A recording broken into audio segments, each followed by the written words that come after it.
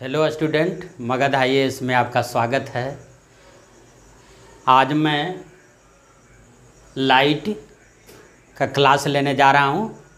BPSC PT 66वीं PT का class लेने जा रहा हूँ और आप लोग ध्यान रखें।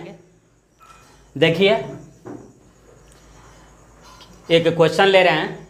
किसी माध्यम का अपवर्तनांक म्यू है और उस माध्यम, कोई माध्यम है, उसका अपवर्तनांक म्यू है और उसकी मोटाई छोटा टी है। तो कह रहा है कि प्रकाश को पार करने में इसे कितना समय लगेगा।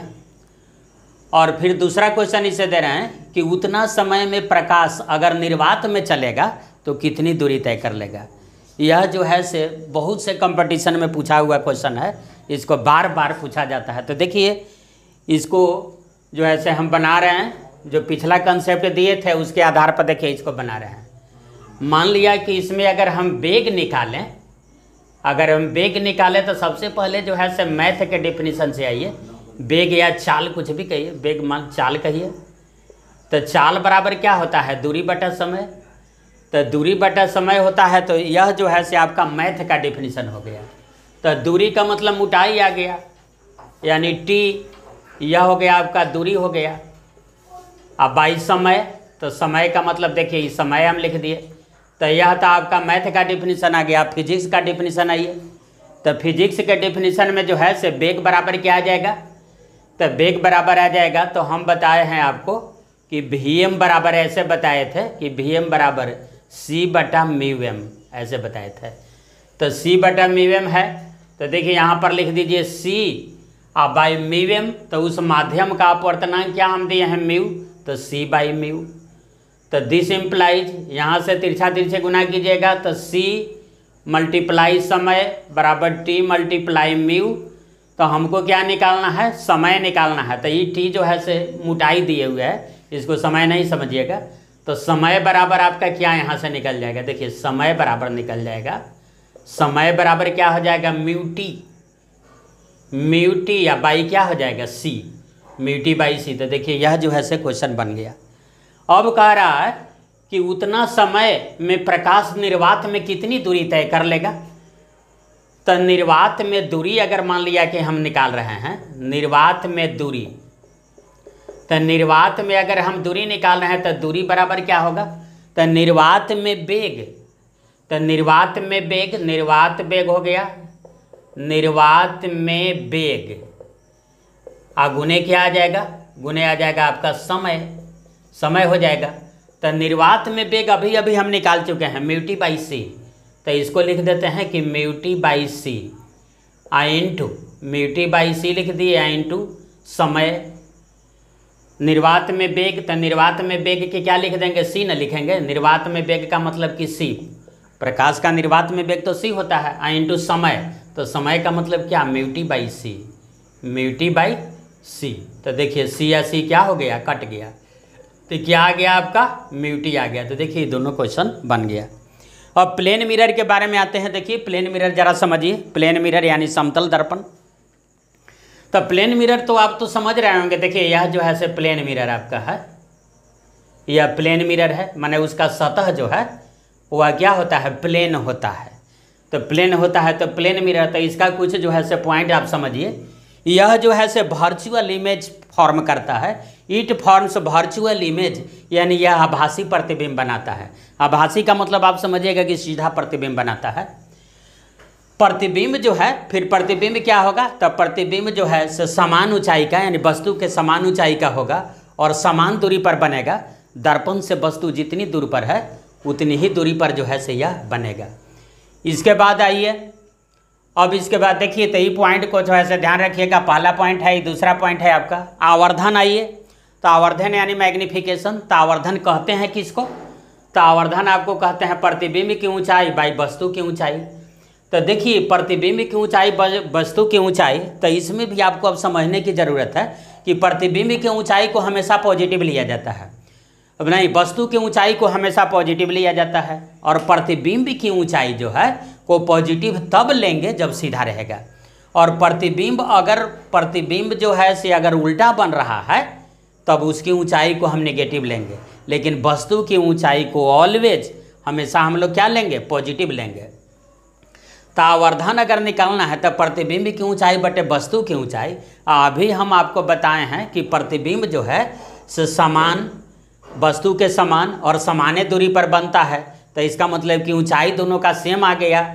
और इसके बाद देखिए आभासी प्रतिबिंब यानी सीधा बनता है, यानी दोनों पॉजिटिव लेना पड़ेगा। तो अगर प्रतिबिंब की ऊंचाई को h माने तो वस्तु की ऊंचाई भी h है, और सीधा है तो h कट गया 1। तो ध्यान रखिएगा कि आवर्धन जो है से क्या होता है, आवर्धन जो है से 1 होता है। समतल दर्पण में जो है से आवर्धन क्या होता है, 1 होता है। क्यों हो गया, तो देखिए हम बता दिए प्रतिबिंब की ऊंचाई बाई वस्तु की ऊंचाई, तो h बाई h आ गया।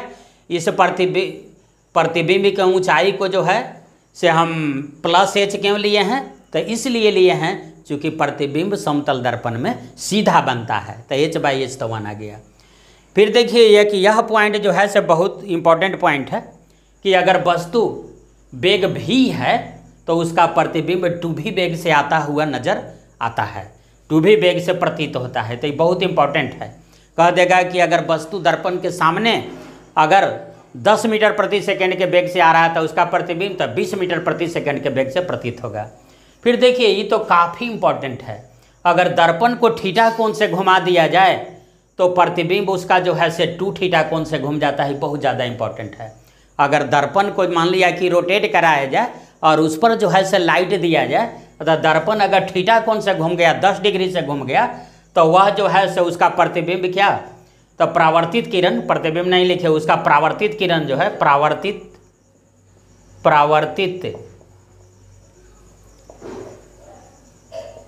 तो परावर्तित किरण जो है से 2 थीटा कोण से घूम जाएगा।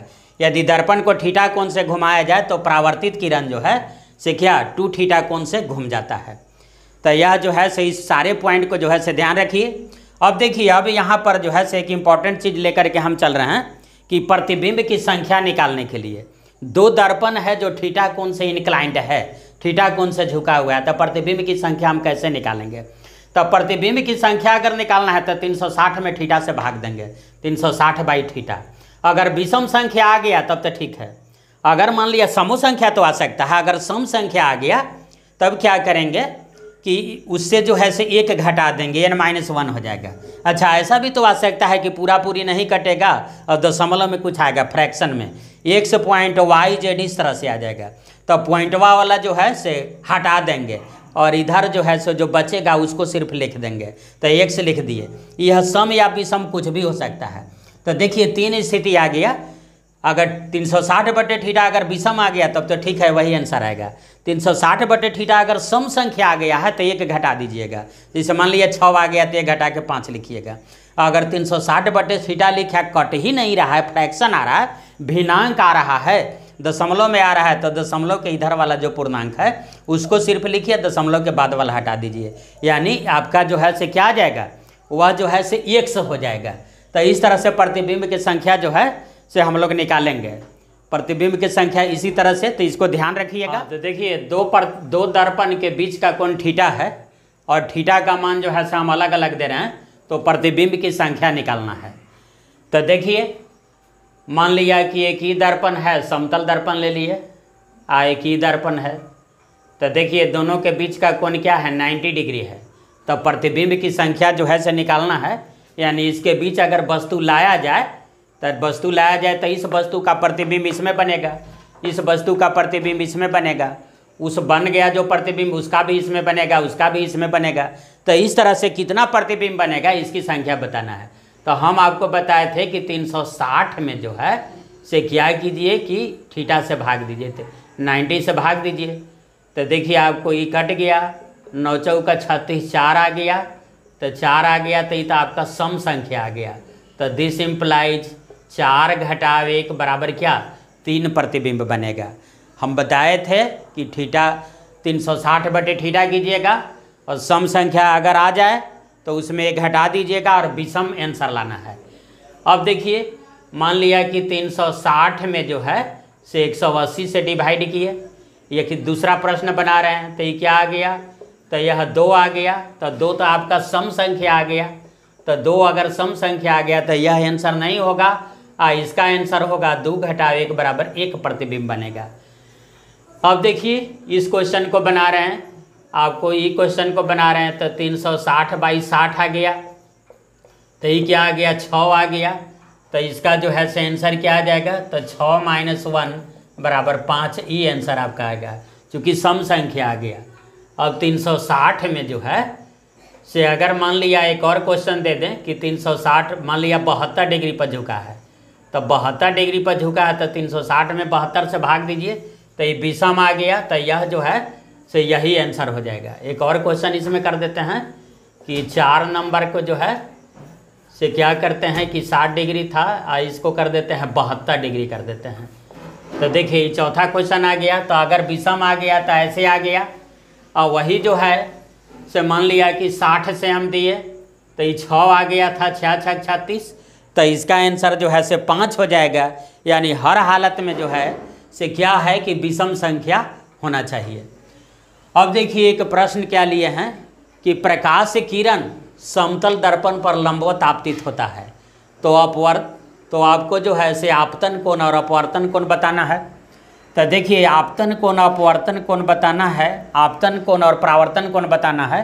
तो देखिए यह अभिलंब है आपका, नॉर्मल है, और यह जो है से आपका प्लेन मिरर है। तो जब भी आपतित किरण जो है से आपतित किरण तो आपका यही है, क्योंकि प्रकाश किरण जो है से समतल दर्पण पर लंबवत आपतित होती है, तो यह जो है से आपतित किरण है और अभिलंब का भी तो काम यही कर रहा है। तो आपतित किरण और अभिलंब यानी नॉर्मल जो है से दोनों क्या कर रहा है, दोनों सट गया, तो इसका मतलब है कि आपतन कोण और परावर्तन कोण दोनों क्या हो गया, दोनों आपको आ जाएगा 0 डिग्री आ जाएगा। क्योंकि आपतन कोण जो है से क्या है कि आपतित किरण और अभिलंब के बीच का कोण है, तो अभिलंब के बीच का कोण है और आपतित किरण के बीच का कोण है। आपतित किरण तो यही हो गया, अभिलंब का भी तो काम यही कर दिया, अभिलंब का मतलब लंब। तो यह जो है से बहुत बार पूछा हुआ क्वेश्चन है कि अगर प्रकाश की किरण समतल दर्पण पर लंबवत आपतित होती है तो आप बताइए कि आपतन कोण का मान क्या होगा, तो 0 डिग्री होगा। परावर्तन कोण का मान क्या होगा, 0 डिग्री होगा। कैसे इसको समझाइएगा, ऐसे समझाइएगा कि प्रकाश की किरण को जब हम दर्पण पर दे रहे हैं तो दर्पण पर तो क्या है, यह जो है से लंबवत आपतित हो रही है, तो जब लंबवत आपतित हो रही है तो अभिलंब का भी काम वही कर दिया। यानी अभिलंब और वह दोनों क्या है कि कोइंसाइड कर गया, तो कोइंसाइड कर गया तो कोइंसाइड कर गया, तो इसका मतलब अभिलंब के साथ कोण कितना का बन गया, 0 डिग्री का। यह भी जो है से परावर्तित किरण अभिलंब के साथ कोण बनाती है, तो वह भी जो है से 0 डिग्री का बन गया। प्रकाश सघन माध्यम से विरल माध्यम में जाती है, सघन माध्यम है यानी डेंसर मीडियम, और डेंसर मीडियम से रेयर मीडियम में अगर प्रकाश की किरण जा रही है तो वह क्या है कि अभिलंब से दूर भागती है। तो देखिए इसको टिक कीजिएगा। और प्रकाश की किरण जो है से विरल माध्यम से अगर सघन माध्यम में जा रही है तो क्या है कि वह अभिलंब की ओर झुक जाती है। विरल माध्यम का मतलब हो गया रेयर मीडियम, तो रेयर से अगर डेंसर में जाएगा तो अभिलंब की ओर क्या हो जाएगा, झुक जाएगा। अब आएगा कि समतल दर्पण की फोकस दूरी या वक्रता त्रिज्या क्या होती है। तो समतल दर्पण के फोकस दूरी और वक्रता त्रिज्या बताना है। तो मान लिया कि अवतल दर्पण उत्तल दर्पण जो है से बाद में हम बताएंगे, लेकिन इतना तो आप समझ रहे होंगे कि अवतल दर्पण है तो अवतल दर्पण क्या है कि गोलीय दर्पण का एक पार्ट होता है। उत्तल दर्पण भी है तो वह भी गोलीय दर्पण का पार्ट होता है और उसका एक कटिंग पार्ट रहता है। तो मान लिया कि इस तरह से अवतल दर्पण है, तो अवतल दर्पण है तो देखिए यह जो है से किस गोला का अंश होगा, यह अगर अवतल दर्पण है तो ये किस गोला का अंश होगा। तो देखिए ऐसे कीजिए, एक गोला बना दीजिए, तो इसी गोला का अंश होगा। तो इस गोला का एक त्रिज्या होगा, एक सेंटर होगा, और वह सेंटर से इसको अगर हम मिला देंगे तो यह आपका वक्रता त्रिज्या आ जाएगा। तो यह तो आ गया आपका अवतल दर्पण के लिए। तो इसी पर जो है से आपको समझना है कि अगर मान लिया कि यह इस गोला का अंश है, यह अवतल दर्पण है, और इस गोला का अंश है, तो यह आपका वक्रता त्रिज्या आ गया। अगर ये ऐसे हो जाए तब तो ये ऐसे हो जाना चाहिए, और अगर ऐसे हो जाए तो ये ऐसे हो जाना चाहिए, अगर इस तरह से आ जाए तो ये ऐसे हो जाना चाहिए, अगर सीधा कर जाए तब तो इधर भाग गया। तो देखिए यहाँ पर क्या आ गया आपका अनंत आ गया। तो फोकस दूरी और वक्रता त्रिज्या क्या आ गया, अनंत आ गया। तो समतल दर्पण की फोकस दूरी और वक्रता त्रिज्या क्या होता है, तो अनंत होता है। इसका जो है से पावर भी कोई पूछ सकता है, तो पावर क्या कहिएगा, 1/f ध्यान रखते हैं, याद होगा 1/f को पावर कहते हैं, इसके बारे में और डिटेल्स भी देंगे। तो 1 में इन्फिनिटी से आप भाग दीजिएगा तो क्या आ जाएगा, 0 आ जाएगा। तो इस तरह से जो है सो समतल दर्पण की फोकस दूरी क्या होती है, तो अनंत होती है, इन्फिनिटी हम लिख दिए हैं यानी अनंत होती है। और इसकी वक्रता त्रिज्या क्या होती है, तो दोनों अनंत होती है। वक्रता त्रिज्या को अगर हम आधा कर देंगे तो फोकस हो जाएगा। तो यह जो है से दोनों अनंत होता है, कैसे होता है इसको हम समझाएं। और इसका पावर जो है से क्या होता है, 0 होता है।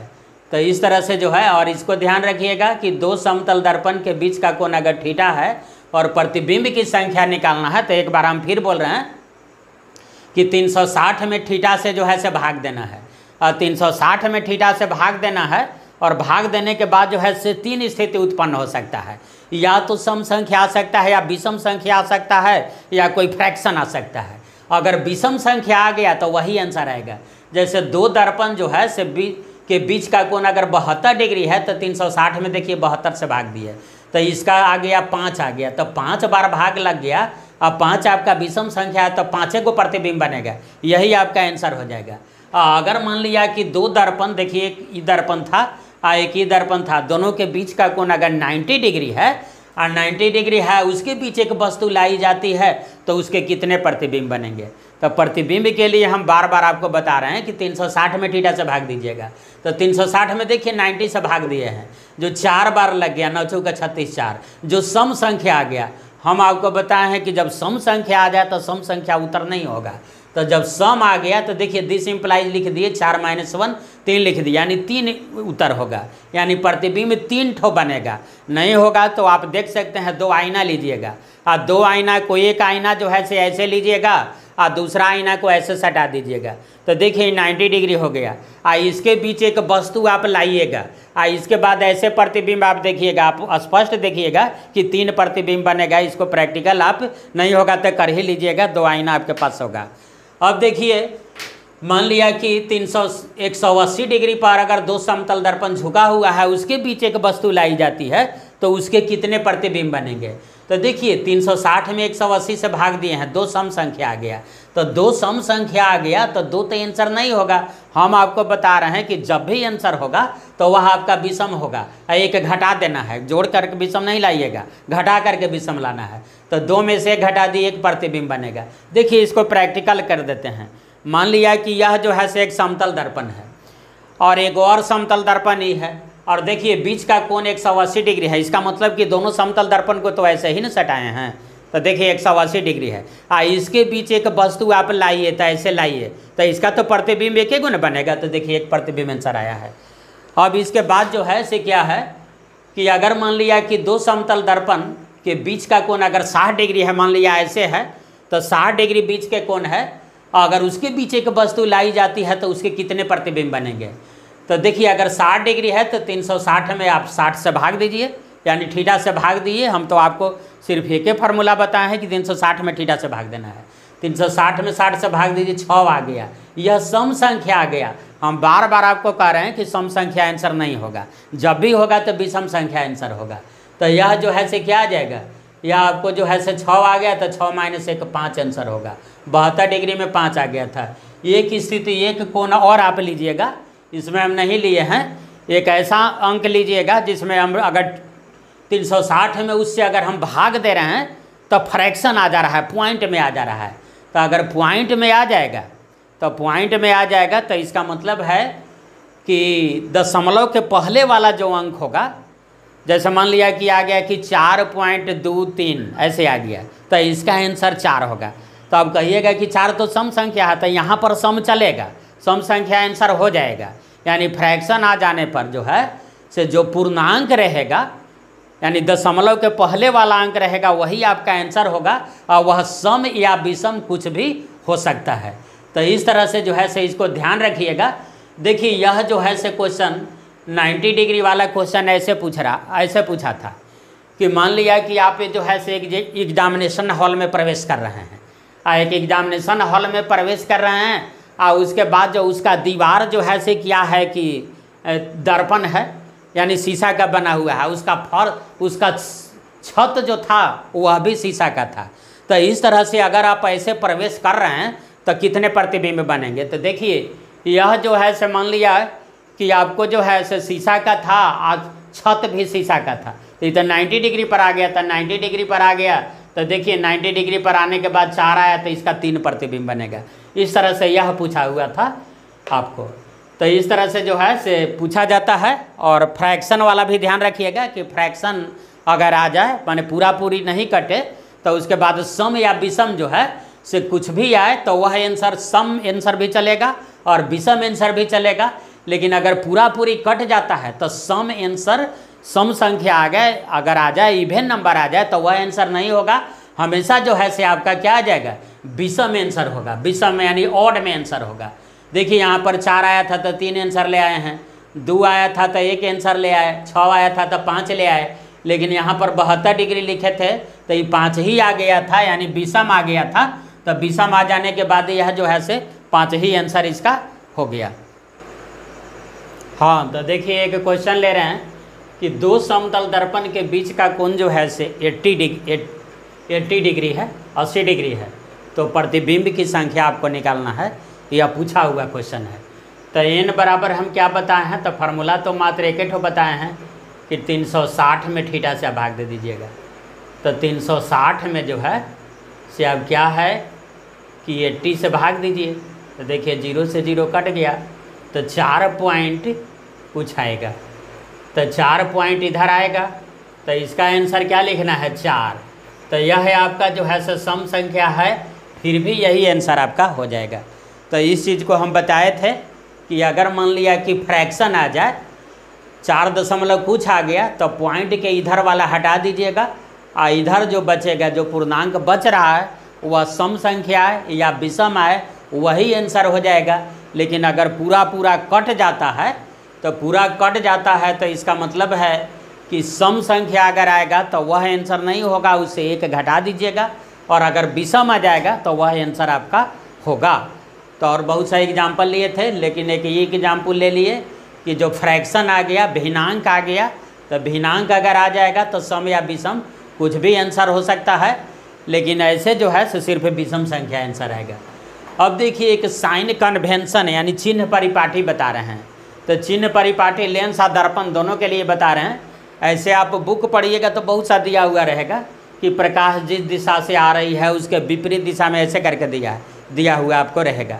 देखिए मोटा मोटी जो है से बात एक ही समझना है, एक लाइन खाली याद रखिए, आपको साइन कन्वेंशन यानी चिन्ह परिपाटी जो है से क्लियर हो जाएगा। दर्पण हो या लेंस, दर्पण हो या लेंस के सामने की दूरी जो रहेगा वह ऋणात्मक रहेगा और पीछे की दूरी जो रहेगा वह धनात्मक रहेगा। दर्पण या लेंस के सामने की दूरियां ऋणात्मक होती है और पीछे की दूरियां धनात्मक होती है। अब आपको लग रहा होगा कि दर्पण या लेंस का सामने किसे कहते हैं। तो दर्पण या लेंस का सामने उसे कहते हैं जिधर वस्तु रखा जाता है, जिधर वस्तु को रखा जाता है उसे सामने कहते हैं, और उसके विपरीत वाला पीछे हो गया। तो देखिए मान लिया कि यह जो है से देखिए अवतल दर्पण है, यह आपका जो है से अवतल दर्पण है या अभिसारी दर्पण इसको कहा जाता है। अगर अवतल दर्पण कहिएगा तो कनकेव मिरर, अभिसारी कहिएगा तो कन्वर्जिंग मिरर है। तो इसमें देखिए यह जो है से अवतल दर्पण है, तो यह तो क्लियर है कि यह इस गोला का अंश होगा। देखिए ऐसे ऐसे अगर कल्पना करें तो इसी गोला का ये अंश होगा। तो जब इस गोला का अंश है तो इसका त्रिज्या जो है से तो इधर आएगा। तो त्रिज्या इधर आ गया, तो अब बताइए दर्पण के सामने है या पीछे है। तो हम आपको कहे थे कि जिधर वस्तु रखा जाए उसे दर्पण या लेंस का सामने कहते हैं और उसके विपरीत वाला जो है से पीछे। तो वस्तु तो आखिर इधरे रखिएगा। तब देखिए यह जो है से क्या है कि सामने आ गया। अच्छा, यह इधर जो है से आपका त्रिज्या इधरे आएगा, फोकस दूरी इधरे आएगा। तो देखिए यहाँ पर हम लिख दिए हैं कि एफ यानी फोकस दूरी, यू का मतलब कि वस्तु दूरी ऑब्जेक्ट लेंस, और आर का मतलब है वक्रता त्रिज्या। तो वक्रता त्रिज्या, तो यह जो है से अवतल दर्पण है, तो यह अवतल दर्पण जो है से इस गोला का अंश है। जब इस गोला का अंश है तो इसका सेंटर तो इधर पड़ेगा। जब सेंटर इधर पड़ेगा तो इसका मतलब कि त्रिज्या तो इधरे होगा, ये वाला त्रिज्या होगा, इधरे फोकस दूरी आएगा, वस्तु भी इधरे रखिएगा। तो यह सब वस्तु दूरी हो गया, त्रिज्या हो गया, इसकी फोकस दूरी हो गया, यह सब दर्पण के सामने आ गया। तो चिन्ह परिपाटी आपका कहता है, चिन्ह परिपाटी आपको ध्यान रखना है। चिन्ह परिपाटी आपको ध्यान नहीं रहेगा तो एक भी न्यूमेरिकल हिसाब से नहीं बनेगा। हम क्या बता रहे हैं, दर्पण या लेंस के सामने की दूरियां ऋणात्मक होती है और उसके पीछे की दूरियां धनात्मक होती है। अगर यह जो है से ध्यान नहीं रहेगा तो न्यूमेरिकल सब गलत हो जाएगा। तो अब देखिए यहाँ पर एफ है यानी फोकस दूरी जो इधर आ रहा है, आर है इधर आ रहा है त्रिज्या, यू है तो यू तो वस्तु तो हमेशा सामने रखेंगे तो इधरे है। तो यह जो है से क्या हो जाएगा, इस सब दर्पण के सामने पड़ रहा है, इसलिए इस सब दूरी को जो है से अगर न्यूमेरिकल्स में दिया हुआ रहेगा तो इस दूरी को आपको जो है से निगेटिव लेना पड़ेगा। तो देखिए यहाँ पर हम लिख दिए, आपको क्या लिख दिए हैं कि निगेटिव लिख दिए हैं। देखिए निगेटिव ही सब दूरी को लेना है। अगर 10 सेंटीमीटर दिए हुए हैं तो -10 लीजिएगा। अब देखिए एक उत्तल दर्पण का हम केस ले रहे हैं। उत्तल दर्पण को अपसारी दर्पण भी कहा जाता है। अगर उत्तल दर्पण कहिएगा तो अंग्रेजी बोलिएगा कन्वेक्स मिरर, अगर अपसारी दर्पण कहिएगा तो बोलिएगा डाइवर्जिंग मिरर। तो देखिए इसका एफ और आर के बारे में बता रहे हैं, फिर यू के बारे में जानिए, ये सब जानिए कि निगेटिव लेंगे या पॉजिटिव लेंगे, न्यूमेरिकल्स कैसे बनाएंगे। तो देखिए इस दर्पण के बारे में आइए, देखिए इसका इधर पोर्शन जो है सिल्वर्ड किया हुआ है यानी रजतीत किया हुआ है। तो रजतीत किया हुआ है तो अगर मान लिया कि इस दर्पण को जो है से यूज अगर करना है तो क्लियर है कि वस्तु इधर रखिएगा, आगे रखिएगा। अगर इधर रखिएगा तो डार्क में वस्तु रखिएगा तो कोई आपका काम तो होने वाला नहीं है। तो हम कहे हैं कि दर्पण या लेंस जो है का आगे उसको कहते हैं जिधर वस्तु रखा जाता है। तो वस्तु तो इधर रखिएगा, तो वस्तु इधर रखिएगा। तो एक बात क्लियर कट जो है से याद रखिए कि दर्पण रहे या लेंस रहे, वस्तु दूरी हमेशा निगेटिव होता है। तो देखिए निगेटिव लिख दिए हैं, प्लस माइनस भी का मतलब निगेटिव है। और देखिए यहाँ पर भी यू आपका निगेटिव था। अब जो है सी एफ और आर के बारे में ज़रा सा चर्चा कर रहे हैं। यह जो उत्तल दर्पण है अब इसको कल्पना कीजिए कि यह किस गोला का अंश होगा। तो देखिए वास्तव में यह इस गोला का अंश होगा। देखिए कल्पना कर रहे हैं कि वास्तव में तो इसी गोला का अंश होगा। तो जब इस गोला का अंश होगा तो इसका सेंटर वगैरह जो है, सेंटर तो इधरे पड़ जाएगा। तो सेंटर इधर पड़ेगा तो त्रिज्या तो इधरे पड़ गया, फोकस दूरी भी आपका इधरे पड़ गया। तो यह है आपको, आप समझिए कि यह पीछे आ गया या आगे आ गया। तो यह तक पीछे आ गया, क्योंकि हम जो है से कहे थे कि दर्पण या लेंस का सामने उसको कहते हैं जिधर वस्तु रखा जाता है। तो वस्तु तो इधर रखा हुआ है, वस्तु अगर इधर रखिएगा तब तो डार्क में आ गया, डार्क में आ गया कोई काम नहीं होगा। तो आर एफ जो है से इसका क्या आ गया, पीछे आ गया। तो देखिए एफ और आर, एफ का मतलब कि फोकस दूरी और आर का मतलब वक्रता त्रिज्या। तो यह आपको आ गया दर्पण के पीछे आ गया। तो दर्पण के पीछे की दूरी हम आपको क्या बताए हैं, दर्पण के पीछे की दूरी हम पॉजिटिव बताए हैं। देखिए दर्पण या लेंस के सामने की दूरी को ऋणात्मक बताए हैं और पीछे की दूरी को धनात्मक बताए हैं। तो इसको जो है से आप ध्यान रखिएगा। अब देखिए यहाँ थोड़ा सा समझिए आवर्धन के बारे में। मैग्निफिकेशन, मैग्निफिकेशन कुछ नहीं है, यह एक रेशियो है प्रतिबिंब की ऊंचाई और वस्तु की ऊंचाई। यानी प्रतिबिंब इमेज का जो हाइट है और क्या है कि ऑब्जेक्ट का हाइट है, इसका रेशियो जो है से आवर्धन कहलाता है। अब आवर्धन में देखिए क्या है कि मान लिया कि यह है आपका ऑब्जेक्ट है, वो लिख दिए हैं ऑब्जेक्ट है, और यह है आपका क्या है कि इमेज है, प्रतिबिंब है। तो वस्तु दूरी को हमेशा पॉजिटिव आपको लेना है, वस्तु दूरी को हमेशा पॉजिटिव लेना है, नेगेटिव कभी नहीं लेना है। तो वस्तु दूरी h1 मान लिए हैं, प्रतिबिंब दूरी को हम h2 मान रहे हैं। तो प्रतिबिंब दूरी h2 मान रहे हैं, तो वस्तु अगर यह है तो इसका प्रतिबिंब सीधा भी बन सकता है, उल्टा भी बन सकता है। मान लिया कि इसका इमेज सीधा बन गया, तो अगर सीधा अगर प्रतिबिंब बन गया तो सीधा प्रतिबिंब बन गया, तब प्रतिबिंब के ऊंचाई को भी जो है से प्लस में लेना है। तो क्या आ जाएगा आपको h2 बाई h1। तो h2 आपको प्लस में लेना है, h1 भी आपको क्या है, h1 तो हमेशा प्लस में लेना है, यानी कि वस्तु दूरी हमेशा प्लस में लेना है। अब प्रतिबिंब दूरी प्लस में इसलिए लिए चूँकि यह जो है सो सीधा बना। तो इसका आंसर क्या आ जाएगा, इसका आंसर प्लस में आएगा। यानी कहने का मतलब है कि अब ध्यान रखना है कि अगर प्रतिबिंब सीधा बनता है तो आवर्धन पॉजिटिव होगा। यह आपको पूछा हुआ क्वेश्चन है कि अगर प्रतिबिंब सीधा बनता है तो आवर्धन क्या होगा, पॉजिटिव होगा या नेगेटिव होगा। तो क्या होगा कि पॉजिटिव होगा। अच्छा एक केस ऐसा लिए है, h1 है या वस्तु है, ऑब्जेक्ट है, और इसका इमेज जो है से यहाँ बना है, तो इमेज जो है से देखिए उल्टा बन गया। तो अगर इमेज उल्टा बन जाए तो इसके ऊंचाई को जो है से नेगेटिव में लेना है। तो प्रतिबिंब के ऊंचाई बाई वस्तु के ऊंचाई, तो -h2 अब बाई क्या लीजिएगा h1, तो आंसर तो इसका कौन सी में आएगा, निगेटिव में आएगा। तो अब आपको ध्यान रखना है कि अगर मान लिया कि प्रतिबिंब जो है से अगर निगेटिव में, अगर प्रतिबिंब जो है से उल्टा बनता है तो उल्टा बनता है तो उसका आवर्धन निगेटिव में होगा, अगर प्रतिबिंब सीधा बनता है तो उसका आवर्धन पॉजिटिव में होगा। तो प्रतिबिंब सीधा अगर बन रहा है तो यह जो है से आभासी होगा। प्रतिबिंब सीधा, तभी प्रतिबिंब अगर सीधा बन रहा है तो वह जो है से आभासी उसको कहा जाता है, वर्चुअल कहा जाता है, इमेजिनरी कहा जाता है। अगर मान लिया कि उल्टा बन रहा है तो उल्टा बन रहा है तो प्रतिबिंब आपका क्या बन रहा है, रियल बन रहा है, वास्तविक बन रहा है। तो इसको जो है से ध्यान में इतना बात को रखना है कि इसको पॉजिटिव कहेंगे, कब पॉजिटिव लेंगे कब नेगेटिव लेंगे, ध्यान रखना है। तो आज बस इतना ही, और इसी के साथ जो है से मैं अपने वक्तव्य को समाप्त करता हूँ। धन्यवाद। आप लोग सब्सक्राइब कीजिए, लाइक कीजिए।